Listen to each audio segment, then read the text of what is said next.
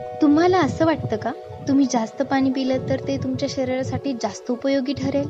पण खरंच तुम्ही जे पाणी पिता ते तुमच्या सेल्सपर्यंत पोहोचते का? सेल्समध्ये जेव्हा पाणी जाते तेव्हा थकवा व आळस कमी होतो, मूड चांगला होतो, एनर्जी मिळते, ब्रेनचं कॉन्सन्ट्रेशन पॉवर वाढते. पाणी सेल्सपर्यंत कसं पोहोचतं? तर ते इलेक्ट्रोलाइट्स थ्रू पोहोचतं. इलेक्ट्रोलाइट्स म्हणजे काय?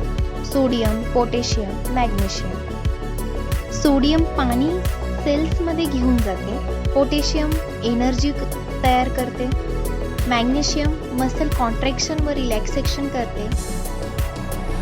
पण सोडियम, पोटॅशियम, मॅग्नेशियम मिळतं कशातून? तर सोडियम मिठापासून मिळतं. पण सोडियमचा सर्वात बेस्ट सोर्स कोणता आहे? तो म्हणजे पिंक हिमालयन सॉल्ट, त्याला आपण सेंधव मीठ म्हणतो. त्यानंतर पोटॅशियम बनाना, केळी, स्वीट पोटॅटो म्हणजे रताळ यामध्ये भरपूर प्रमाणात असतं. त्यानंतर मॅग्नेशियम कशातून मिळतं? बादाम, काजू, पंपकिन सीड्स म्हणजे भोपळ्यातील बिया. हे पदार्थ घेतल्यानंतर तुम्ही तुमच्या शरीराच्या सेल्समध्ये पाणी पोहोचवू शकता व बॉडी हायड्रेटेड ठेवू शकता.